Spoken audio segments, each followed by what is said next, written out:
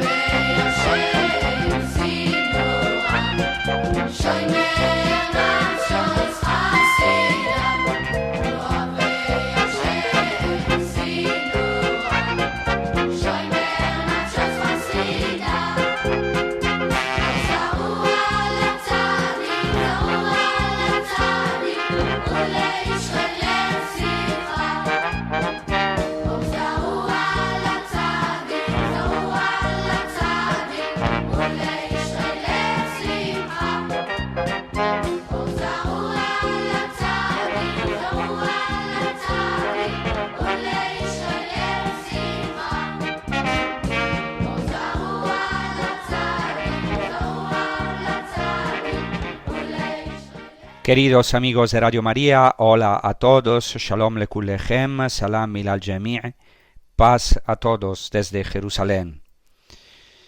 Abrimos este episodio con un canto jasídico religioso judío que dice: «Oh los que amáis al Señor, aborreced el mal, Él guarda las almas de sus fieles, de mano de los impíos los libra».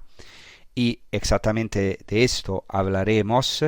Ya empezamos en el episodio anterior a comentar una palabra de Jesucristo sobre los pequeños, sobre el escándalo, sobre el seguir radicalmente, de manera radical, nuestro Señor Jesucristo. Entonces vamos a escuchar este Evangelio. Al que escandalice a uno de estos pequeños que creen en mí, más le valdría que le colgasen una piedra de molino al cuello y lo arrojasen al fondo del mar. ¡Ay del mundo por los escándalos! Es inevitable que sucedan escándalos, pero ¡ay del hombre por el que viene el escándalo! Si tu mano o tu pie te induce a pecar, córtatelo y arrójalo de ti.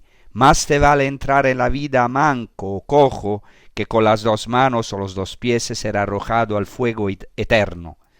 Y si tu ojo te induce a pecar, sácalo y arrójalo de ti. Más te vale entrar en la vida con un solo ojo que con los dos ser arrojado a la gehenna del fuego. Cuidado con despreciar a uno de estos pequeños, porque os digo que sus ángeles están viendo siempre en los cielos el rostro de mi Padre Celestial. Pues el Hijo del Hombre ha venido a salvar lo que estaba perdido. ¿Qué os parece? Suponed que un hombre tiene 100 ovejas. Si una se le pierde, ¿no deja las 99 en los montes y va en busca de la perdida? Y si la encuentra, en verdad os digo que se alegra más por ella que por las 99 que no se habían extraviado. Igualmente, no es voluntad de vuestro Padre que está en el cielo que se pierda ni uno de estos pequeños. Hasta aquí el Evangelio. Y hemos proclamado el capítulo 18 del Evangelio de Mateo desde el versículo 6 y los versículos siguientes. Entonces, como estábamos diciendo en el episodio anterior, estamos llamados a ser para los demás piedras firmes y no piedras de tropiezo, jamás piedras de tropiezo. Esa es una de las grandes llamadas del Evangelio. San Pedro, en arameo Kefa, la roca, fue un hombre frágil, capaz de negar a Cristo y sin embargo elegido para convertirse en fundamento, en columna de la Iglesia. Claro, es primer fundamento siendo Cristo.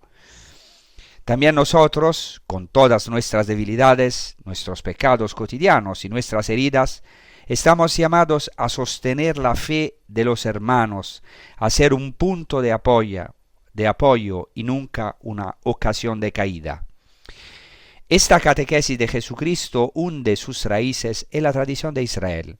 El judaísmo antiguo concedía una importancia inmensa a la dignidad del prójimo, del hermano.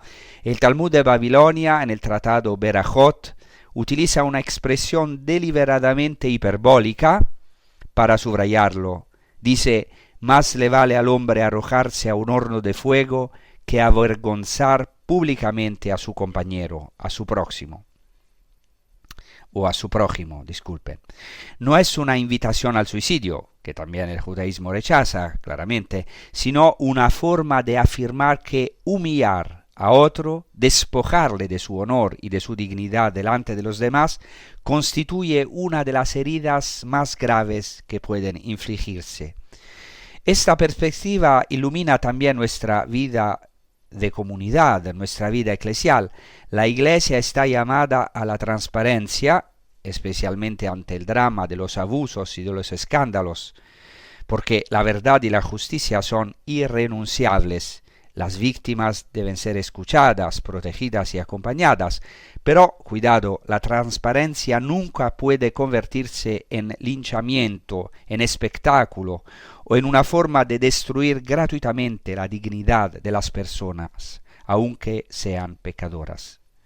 Jesús no niega que existan los escándalos, al contrario, afirma que es inevitable que ocurran, como hemos escuchado. Sin embargo, añade un solemne ay de aquel por quien vienen los escándalos. No es tanto una maldición cuanto un lamento lleno de dolor. ¡Qué desgracia para quien se convierte en causa de la caída del hermano, que es ocasión de escándalo, de tropiezo para los demás! Por eso mismo Cristo nos invita también a la prudencia. En la parábola del trigo y la cizaña advierte contra la tentación de arrancar precipitadamente la mala hierba, porque podría arrancarse también el trigo bueno. Existe un falso celo por la justicia que juzga antes de conocer los hechos, que condena antes de discernir, que identifica inmediatamente a una persona con su pecado. El Evangelio pide justicia, pero también paciencia, verdad y al mismo tiempo misericordia. La tradición judía vuelve a ofrecer aquí una imagen impresionante. En el Talmud de Babilonia, en el tratado Gitín, se narra el recuerdo de unos niños judíos hechos esclavos por los romanos que, según la tradición, prefirieron arrojarse al mar antes que ser conducidos a prostíbulos. Más allá del carácter dramático del relato, la enseñanza es clara. Vale más perderlo todo que perder la fidelidad a Dios. Vale más derramar la propia sangre que consentir al pecado. Esa radicalidad ayuda a comprender las duras palabras de Jesús sobre la piedra de molino, porque él dice: mejor afrontar la muerte que convertirse en ocasión de perdición para los pequeños. A partir de aquí aparece otro gran tema: la responsabilidad de nuestros propios miembros, de los miembros de nuestro cuerpo. Jesús habla de los ojos, de las manos, de los pies y del corazón, como hemos escuchado. Nada hay de abstracto en el Evangelio. La santidad pasa por el cuerpo entero. Y también aquí encontramos un eco profundo en la tradición rabínica. El Midrash Gadol sobre el libro del Éxodo observa que el mandamiento "no cometerás adulterio", en hebreo lotin af, está formado por 4 letras hebreas. Los sabios ven en ese detalle una enseñanza simbólica. El pecado puede cometerse con 4 miembros fundamentales de la persona, no por casualidad los miembros mencionados por Jesucristo en esta palabra que escuchamos al comienzo del episodio. Esos 4 miembros fundamentales de la persona son la mano, el pie, el ojo y el corazón. El corazón concibe el mal, los ojos lo desean, los pies conducen hacia él, las manos lo ejecutan. Toda la persona entonces está llamada a la santidad.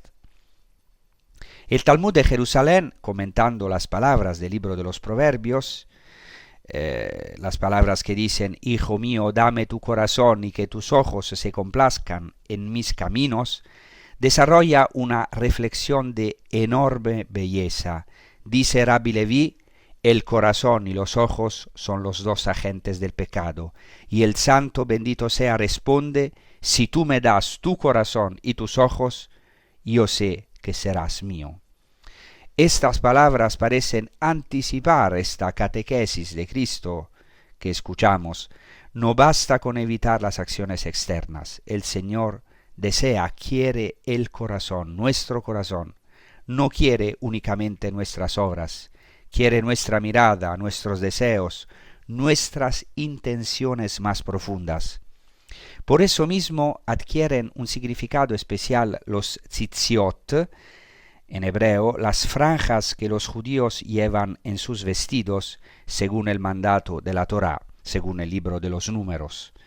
Al tocar estas franjas, estos tzitziot, y a contemplarlas, los judíos recuerdan constantemente que pertenecen al Señor y que no deben seguir a su corazón ni a sus ojos. Son un memorial visible de la alianza. También para nosotros existe un memorial permanente, el bautismo. Cada bautizado está consagrado a Dios como pueblo sacerdotal en su cuerpo y en su alma, y está llamado a vivir conforme a esa consagración. Jesús lleva esta tradición a su plenitud cuando afirma que quien mira a una mujer deseándola ya ha cometido adulterio en su corazón. Esto vale también para las mujeres hacia los hombres, claramente. El Midrash Vaikra Rabba, o sea, el gran Midrash al libro de Levítico, expresa una idea sorprendentemente cercana a esta. No solo es adúltero quien peca con el cuerpo, sino también quien adultera con la mirada. Cristo no rompe con la tradición de Israel, la lleva a su cumplimiento porque ofrece aquello que la ley, la Torá por sí sola no podía conceder, o sea, un corazón nuevo y unos ojos nuevos mediante la gracia del Espíritu Santo, mediante la transfiguración, la transformación de la gracia divina en nosotros. Otros textos rabínicos insisten en esta misma dirección. El Midrash Bemidbar Rabba, el gran Midrash al libro de los Números, enseña que quien alimenta interiormente el pecado es como si ya hubiera pecado delante del Omnipresente. Nuestros deseos son muy importantes. San Agustín decía que el deseo de santidad ya de alguna manera es santidad. Así el deseo del pecado ya de alguna manera es pecado. De nuevo, otro Midrash, el Midrash Agadol, repite esta misma exhortación. Dice: no adulteres con la mano, ni con el pie, ni con el ojo, ni con el corazón, porque toda la existencia está llamada a pertenecer a Dios. Somos un pueblo consagrado a Dios. En el fondo de toda esta enseñanza resuena constantemente el Shema Israel del libro del Deuteronomio. Escucha, Israel, el Señor nuestro Dios es el único Señor. Amarás al Señor tu Dios con todo tu corazón, con toda tu alma y con todas tus fuerzas. El texto hebreo aquí añade una expresión de extraordinaria fuerza, Bechol meodeja, que usualmente es traducido por con todas sus fuerzas, pero literalmente Bechol meodeja quiere decir con todo tu mucho. No se puede traducir aquí así claramente. Es decir, amar a Dios con toda tu energía, con tus fuerzas, con toda tu persona, con todo tu mucho. Entonces, amar a Dios significa ofrecerle el cuerpo entero, todos los miembros, toda la existencia. Todo esto prepara admirablemente el cumplimiento en el Nuevo Testamento. San Pablo exhortará a glorificar a Dios en nuestro cuerpo. San Pedro hablará de romper con el pecado mediante el sufrimiento asumido en Cristo, en su carta. Y otra vez San Pablo en la carta a los Colosenses invitará a hacer morir cuanto pertenece al hombre viejo para revestirse del hombre nuevo, que es Cristo mismo.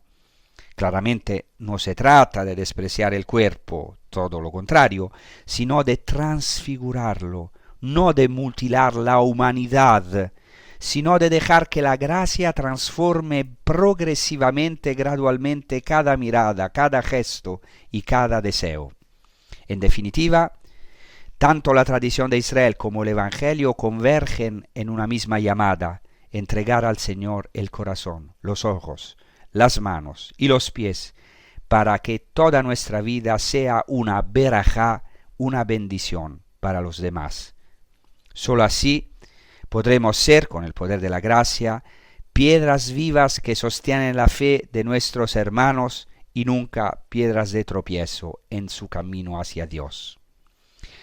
En el Targum es la traducción hecha por los judíos en arameo del Antiguo Testamento hebreo, hay un texto muy hermoso en el que Ismael se jacta ante Isaac.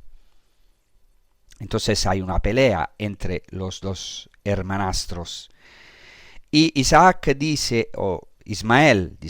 dice a Isaac: yo soy más perfecto que tú, porque yo fui circuncidado cuando ya era un muchacho, porque claramente, según el texto bíblico, Ismael fue circuncidado no de niño, sino a la edad de 13 años. Y no como en cambio Isaac al 8º día. Isaac, según el texto bíblico, fue circuncidado al 8º día. Entonces Ismael le dice: yo soy más perfecto que tú, porque yo fui circuncidado cuando ya era un muchacho. Entonces ya estaba consciente, y entonces he ofrecido a Dios en mi conciencia libremente mi miembro para que sea circuncidado. Entonces Ismael le dice a su hermano Isaac: yo fui circuncidado a los 13 años, por lo tanto voluntariamente ofrecí mi miembro para que fuera cortado. Según los judíos, la circuncisión, que se llama en hebreo Berit Milá, es un corte en la carne, en el miembro masculino, que pero es una forma de consagración para los judíos de toda la persona. Entonces dice Ismael: yo me ofrecí a este dolor, con este dolor a Dios, todo a Dios. Tú no, le dice Ismael a Isaac. Tú fuiste circuncidado al 8º día, no eras consciente. Claro, algo de parecido al bautismo de los niños, ¿no? Claro, en la Iglesia Católica se puede recibir el bautismo sobre la fe de los padres y de los padrinos. Pero en el Targum Isaac responde de una manera maravillosa. Dice a Ismael: mira, hoy yo tengo 37 años, y si el Santo, bendito sea, me pidiera todos mis miembros, yo no dudaría en dárselos. Es decir, Isaac hace una adhesión a su circuncisión. Y nosotros, los cristianos, estamos llamados, claro, con toda la novedad del bautismo cristiano, evidentemente, que es una nueva vida, que es más que una consagración, es una incorporación a Cristo, una resurrección con Cristo. El bautismo nos da la filiación divina, pero nosotros también estamos llamados ya adultos a renovar nuestro bautismo, a adherir a nuestro bautismo que hemos vivido la mayoría de nosotros cuando éramos niños. Quien de nosotros está bautizado ha sido unido a Cristo, ha mortificado sus miembros que han sido sumergidos en el agua para resucitar con Jesucristo, y estamos llamados hoy cada día a adherirnos, a ofrecer, a decir sí a nuestro santo bautismo con la ayuda de la gracia, a acoger esta gracia del bautismo que ya es efectivo en nosotros, que quiere ser más y más operante, porque la gracia del bautismo quiere explotar en nosotros. Es una semilla que tiene que crecer. Entonces, para volver al texto del Targum en arameo, Luego, ¿qué hace Isaac? Para demostrar que está dispuesto a donar sus miembros a Dios, Isaac se ofrece a lo que se llama la áqueda de Isaac, a la atadura de Isaac. Ya hablé de ello en otros episodios, pero Isaac se ofrece libremente a su sacrificio, a su pasión. Se deja atar por su padre, según la tradición judía. No está escrito así en el texto bíblico. Es decir, según la tradición judía, no solo Abraham sacrifica a su hijo Isaac en el monte Moria, sino que como según la tradición judía, o una parte de la tradición, era un hombre adulto, tenía más de 30 años, como luego será Jesús cuando se ofrezca a su Abba, a su Padre Celestial, así Isaac a los 37 años, o en todo caso cuando ya era un hombre maduro, no solo fue pasivamente ofrecido por Abraham, sino que él mismo se ofreció voluntariamente al sacrificio, donó sus miembros a Dios y dio por esto. La gloria de Dios no significa frustrar nuestros deseos más profundos. O sea, donar nuestros miembros al Señor, consagrarlo a Él, mortificarlos, no significa frustrar nuestros deseos más profundos, sino experimentar la verdadera felicidad, ver los cielos abiertos, porque Isaac, cuando se ofrece, ve los cielos abiertos, ve la gloria de Dios. Y nosotros también, esta consagración de nuestro cuerpo al Señor no es frustrar nuestro cuerpo, nuestra humanidad, sino experimentar la alegría, la verdadera felicidad, ver los cielos abiertos, ver la gloria de Dios en la medida en que en esta tierra lo podemos ver, pero tener consigo la nueva vida, la vida divina, ser ya hombres celestiales a imagen, a icona de Cristo. Entonces ahora vamos a hacer una pausa musical para meditar sobre todo esto y lo haremos con un canto de Kiko Argüello, tomado por las palabras de San Pablo, que nos invita a revestir las armas de la luz, a entrar en este combate espiritual en nuestro cuerpo, en nuestra alma, para vivir a gloria de Dios. Entonces escuchamos este canto que es ejecutado por Mark Farrugia. Muchas gracias.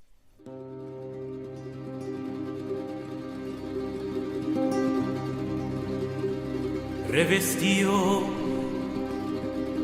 de la armadura de Dios, empuñando las armas de la luz, porque nuestra lucha no es contra la carne ni la sangre, mas contra los espíritus del mal que viven en el mundo tenebroso. Ceñido con la verdad, revestido de la justicia de la cruz, que no se resiste al mal, mas lleva sobre sí los pecados de los demás. Calzados con el celo por anunciar el Evangelio, mas sobre todo con el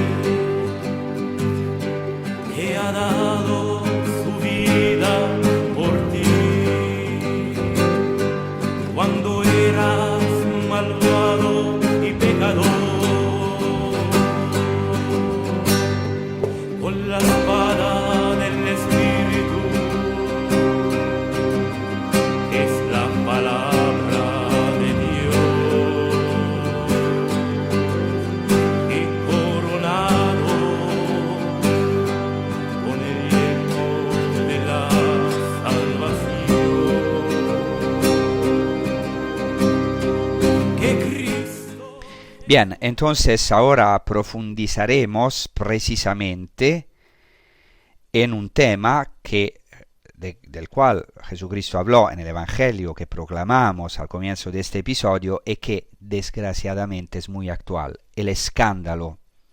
Porque estamos en un periodo de escándalos. Quizás también esto nos escandaliza y escandaliza a los débiles en la fe. Y nos pone quizás en gran angustia.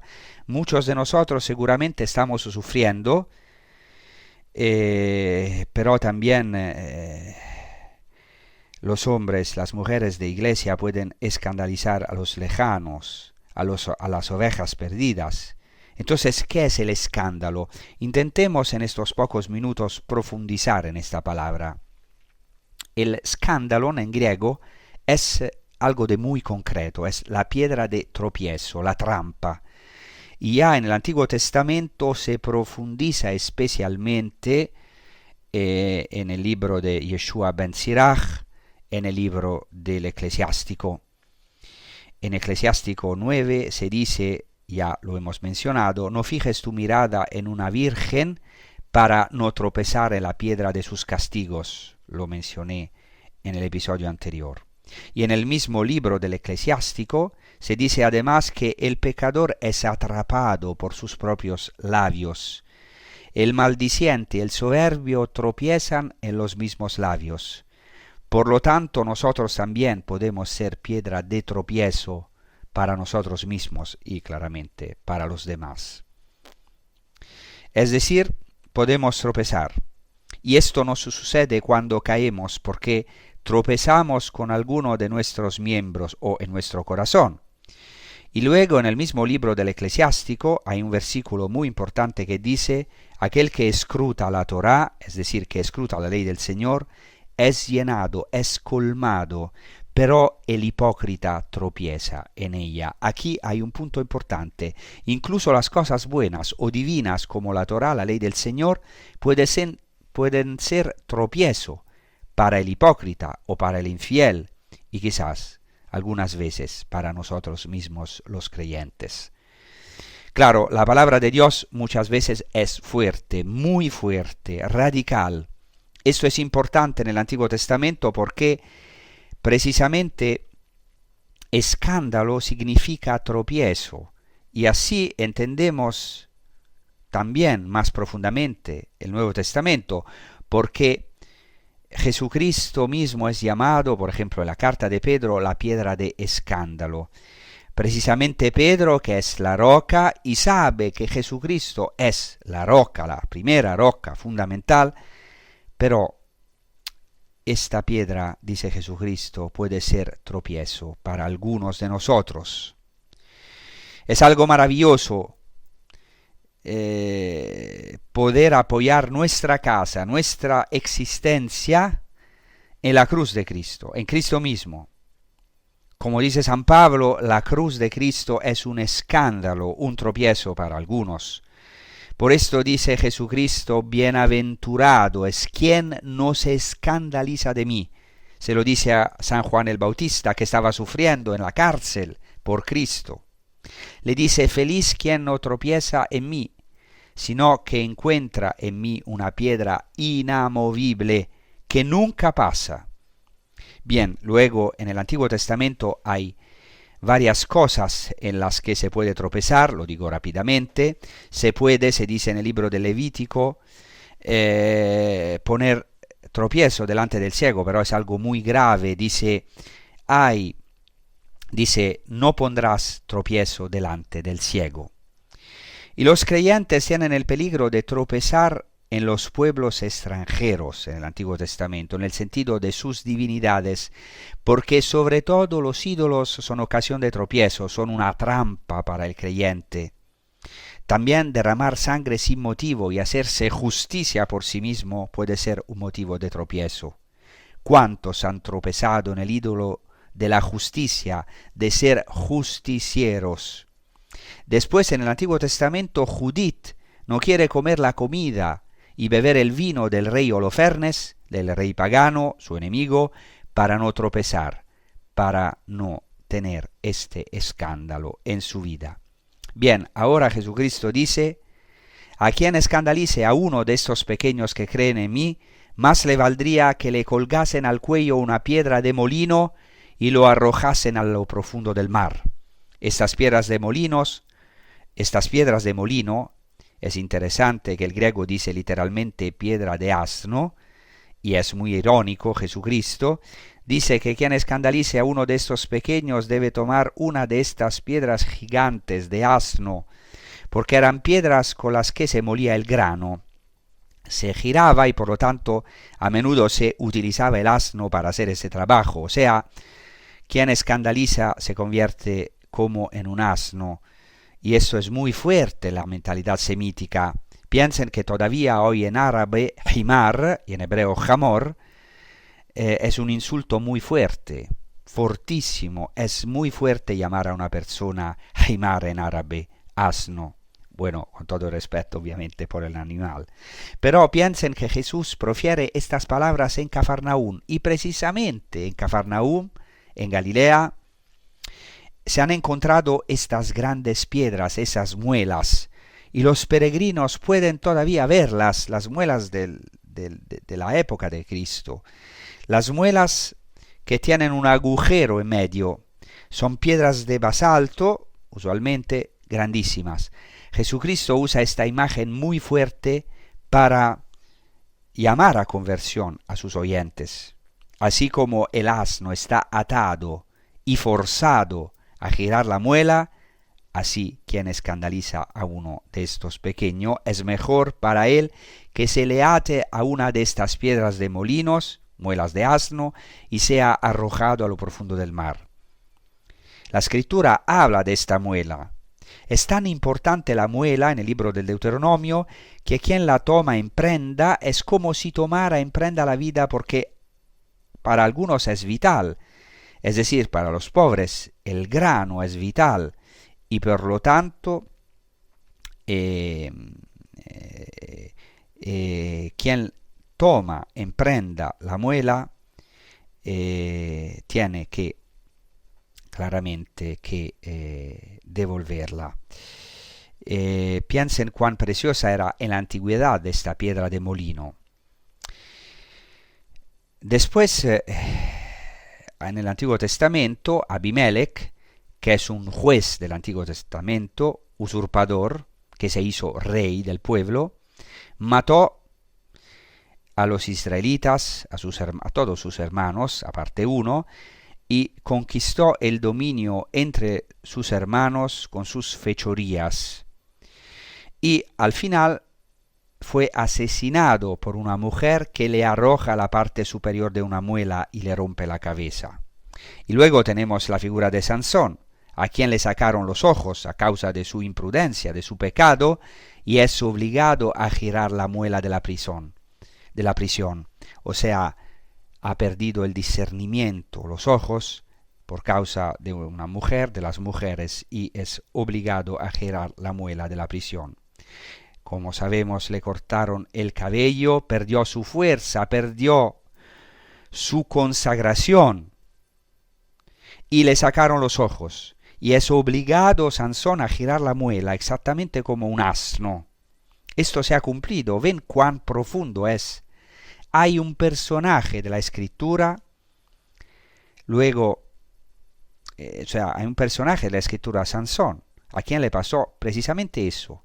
Pero luego también a Sansón se le concederá el rescate hasta el punto que será una figura de Cristo, porque con su muerte matará a más que con su vida, como dice el texto bíblico, y por lo tanto será una figura de Cristo que a través de su muerte nos ha liberado, ha hecho mucho más, lo ha hecho todo con su pasión, su muerte por nosotros. Bien, la muela en la Escritura es también un signo escatológico. Cuando llegue el fin de los tiempos, dejará el hombre de girar la muela, o mejor, dejará de girar la muela. Tan importante es esta muela que en el libro del Apocalipsis se dice que un ángel poderoso tomó una piedra grande como una muela y la arrojó al mar, exclamando: con esta violencia será destruida Babilonia, la gran ciudad, y nadie más la encontrará. Babilonia es la ciudad pecadora por excelencia, la ciudad de los escándalos. Todos esos escándalos un día serán arrojados al mar como una piedra de molino. Esperemos estar desatados de esta piedra. Es verdad, quizás en nuestra vida nos ha sucedido, quizás de manera pequeña, quizás de manera grande, ser de escándalo, ser de tropiezo para nuestros hermanos. Y esto es muy doloroso cuando hemos sido cómplices o cuando hemos sido protagonistas de un escándalo. Bien, pidamos a Dios que nos desate verdaderamente, que no seamos arrojados a lo profundo del mar, a lo profundo de nuestros pecados, de la Gehenna, como dice Jesucristo. La Gehenna era un lugar, un lugar de Jerusalén, el valle más profundo de Jerusalén, en hebreo Gehinnom, era el valle de la abominación, donde se hacían sacrificios humanos, donde se quemaban los desechos, y que no nos encontremos un día en esto. Ay de aquel hombre por medio del cual vengan los escándalos, dice Jesucristo. Oremos por esto, porque ninguno de nosotros está seguro. Y ahora vamos a rezar con un canto eucarístico, Pan de Vida Nueva, porque, como hemos dicho en todo este episodio, estamos llamados a ser Eucaristía para los demás. Que nuestro cuerpo, nuestra alma sea eucarística, vivir una liturgia de santidad, de bendición, de acción de gracia. Eucaristía quiere decir acción de gracia, ofreciendo nuestros cuerpos para que sean, a imagen de lo de Cristo, un dono, un regalo para nuestros hermanos.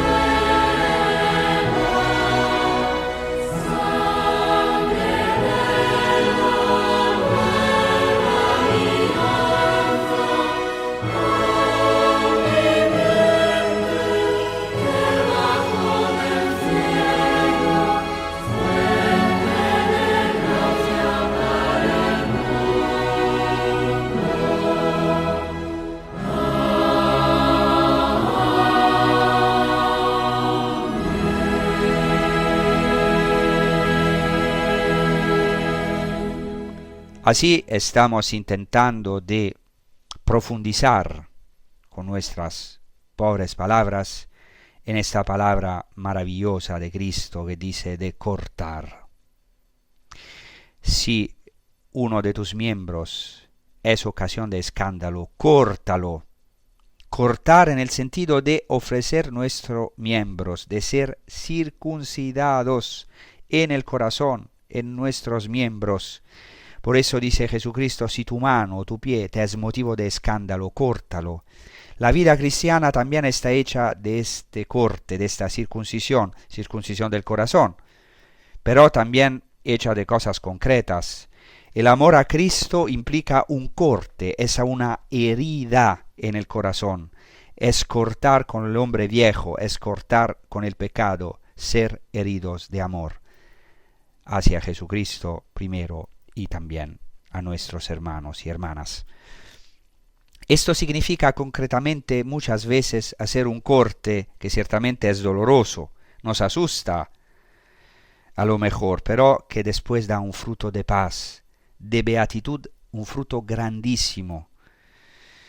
Y luego miren la importancia que Jesucristo da al único.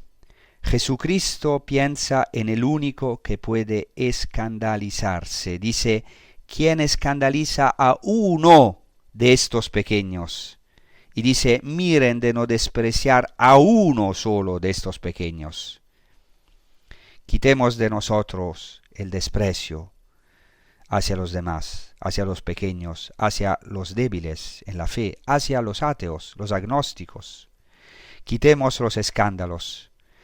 No solo el escándalo, sino también el desprecio hacia uno solo de nuestros hermanos. ¿Por qué? Dice Jesucristo, yo os digo que sus ángeles en los cielos ven siempre el rostro de mi Padre que está en los cielos. Y con esta parábola maravillosa quiero concluir, que dice Jesucristo, ¿qué os parece si un hombre tiene 100 ovejas y una de ellas se pierde? ¿No dejará las 99 en los montes e irá a buscar la perdida? Y se cuenta en un midrash judío, en el midrash al libro del Éxodo, midrash Shemot Rabba 2.2, se cuenta que cuando Moisés estaba cuidando las ovejas de su suegro Jetro en el desierto, una oveja se le escapó. Y Moisés corrió tras ella hasta que llegó a una zona sombría.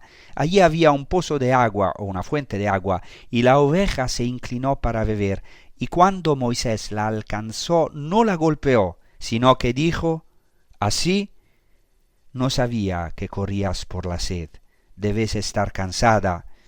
Y así la tomó en sus brazos, se la cargó y la llevó de vuelta.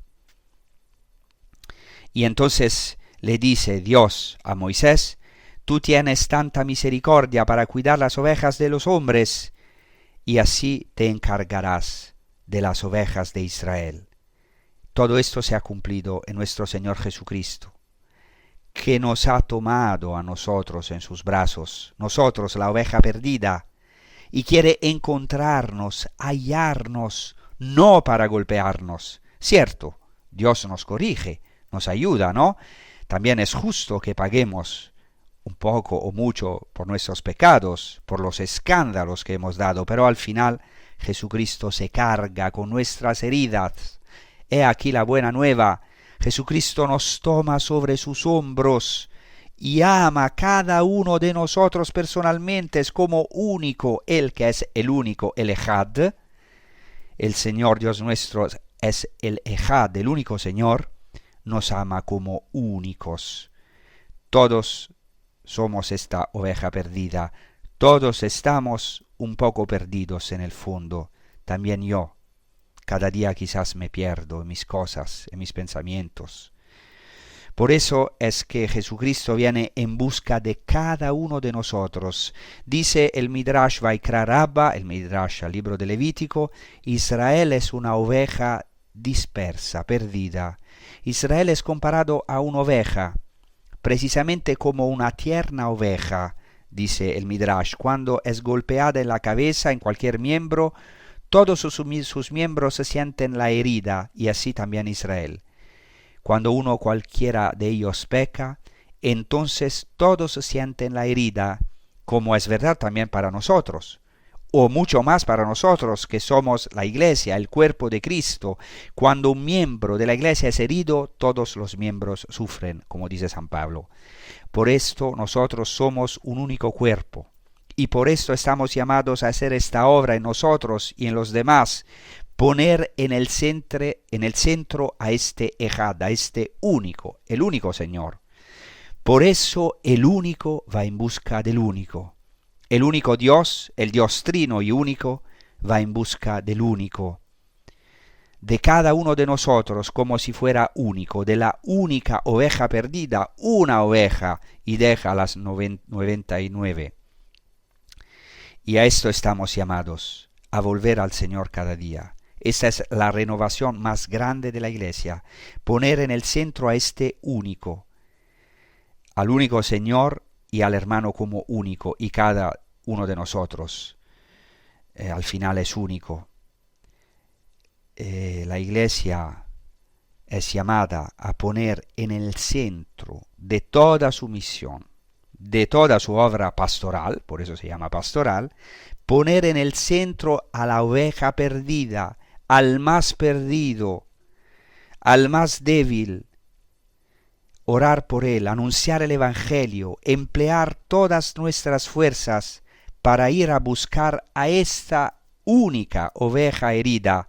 Quizá hoy no son las 99 que están en la casa, sino que a lo mejor en muchos sitios del mundo las 99 están fuera de la iglesia.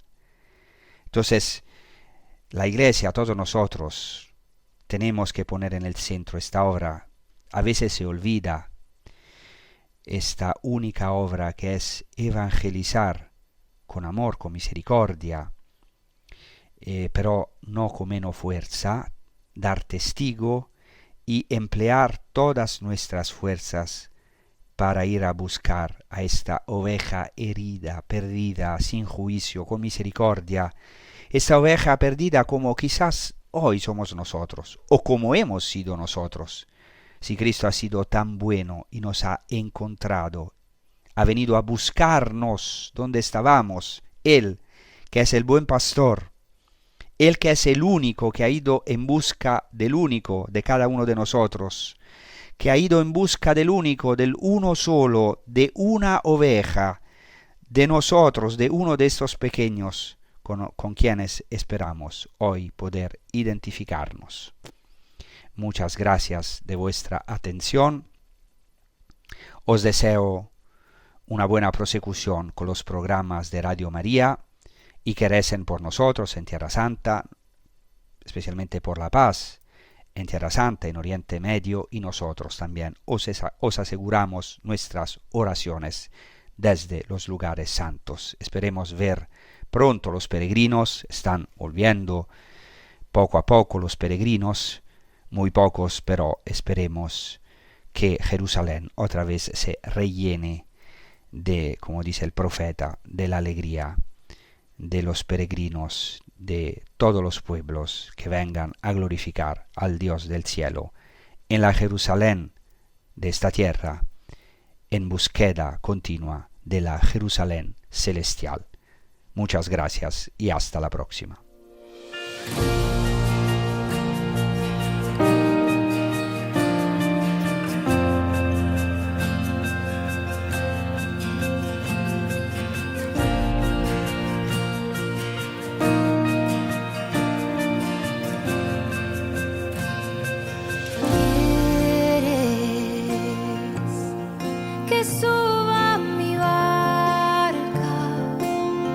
Que navegue tu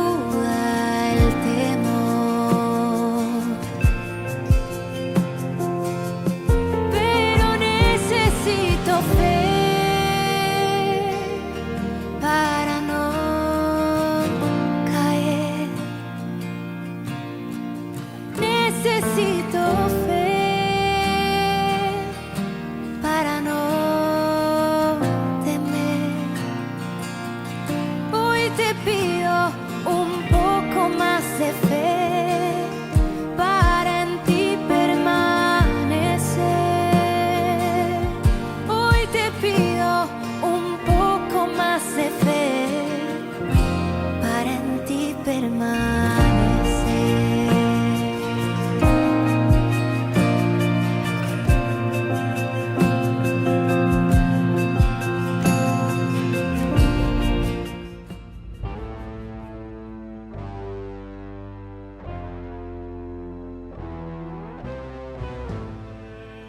Y así concluye A las fuentes de la fe en Tierra Santa, con el padre Francesco Voltaggio.